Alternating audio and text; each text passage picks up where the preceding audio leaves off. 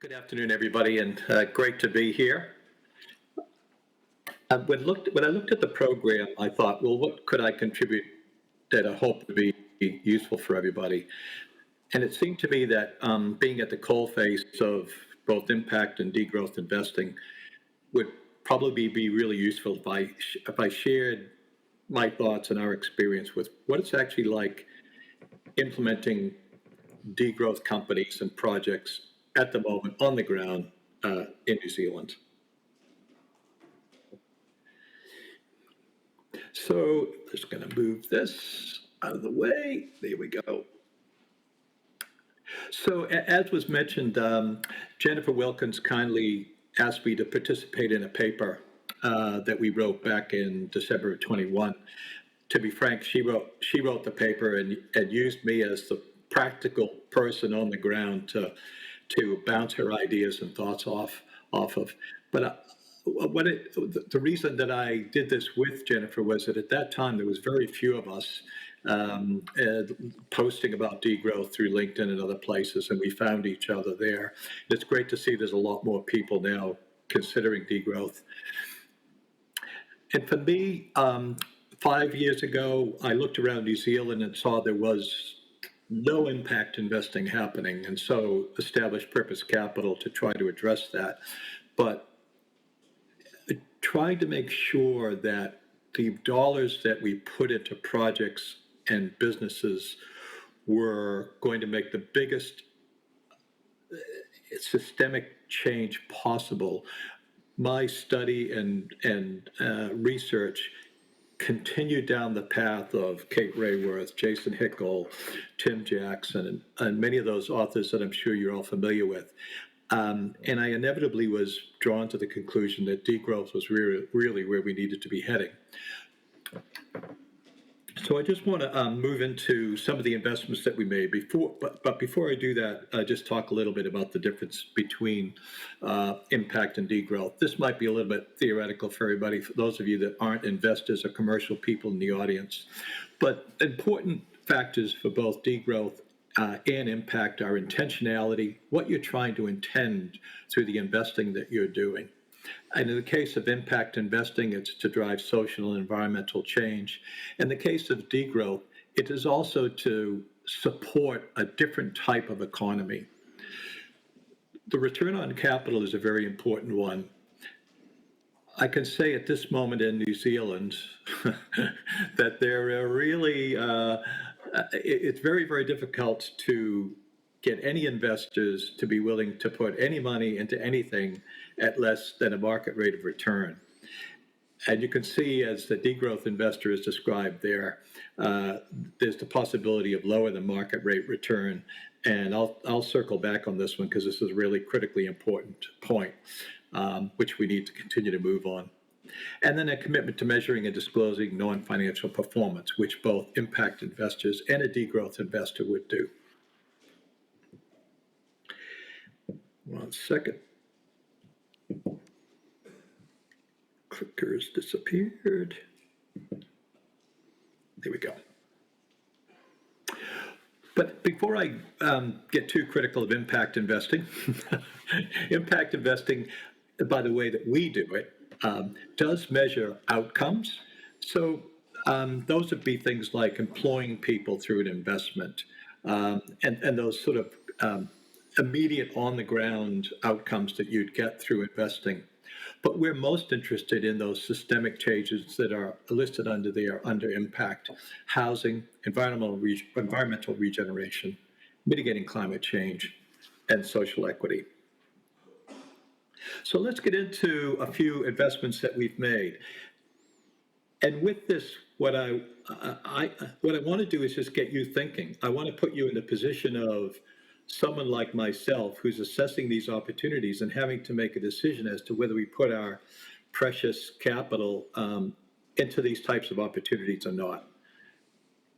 So I won't name this company, but a car share company using electric vehicles through sharing cars. We'd be manufacturing fewer cars, so it'd be avoiding embedded emissions, part of the sharing economy. This particular company, it does require a market rate of return, risk-adjusted financial return.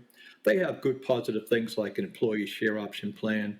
They work by ESG principles, and they have high growth aspirations.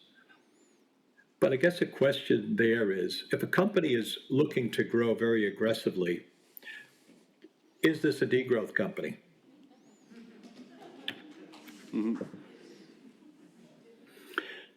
Then Whakatoa Mussels. This was our first investment. It's pioneering deep water aquaculture. The mussel farm is 8 kilometers offshore. We built a brand new $50 million factory in New Zealand's second most deprived town. To create employment, we've employed 170 locals and 230 people in total. And it really is to kickstart the Maori aquaculture industry in the Eastern Bay of Plenty. Again, risk-adjusted financial return and growth aspirations. Is it a degrowth company? We built a $50 million brand new factory with all those embedded emissions. Lodestone. This is very straightforward. It's solar farms throughout New Zealand. It's the largest solar farm projects. We are just about to turn the power on to pull power from Kaitaia, the first site, and other sites are moving along really well. It's important in a New Zealand context, as BlackRock has recognized recently. Maybe New Zealand could become the first country in the world that uses 100% renewable energy. But it has strong growth aspirations for many more solar farms. And again, a very strong focus on financial return. And that brings us to a very simple question, which is renewable energy investment, solar investment, degrowth? Lastly, Cool Group. Farms currently use very inefficient cooling systems to cool milk, which have very high global warming potential refrigerants. If you took a pound of one of these refrigerants, it has the equivalent of 3,500 pounds of CO2, so extremely damaging to the environment. These systems will use much lower global warming potential refrigerants. They're leased rather than purchased. The company also has the ESOPs, ESG, risk-adjusted financial return. We're putting brand new refrigeration equipment onto farms. Again, that question around the manufacturer and putting new units into a farm, despite the fact that it addresses some of these quite important issues. So just to wrap up, one second. It's a blank slide, sorry. So just a couple of thoughts from me. The biggest challenge that we have in driving really deep degrowth is that financial return expectation of investors in New Zealand at this point. We don't get investors who are willing to value the change that their dollars can make, the environmental and social benefits. They're not benefiting those as highly as they're benefiting the financial return. So we're forced down a race of having to achieve a financial return within the current system that we live in. So that's one of the biggest challenges that we have.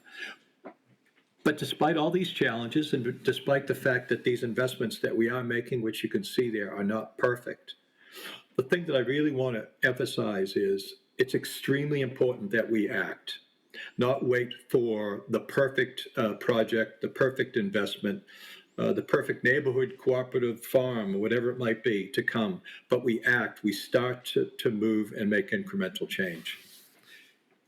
Thank you. Thank you.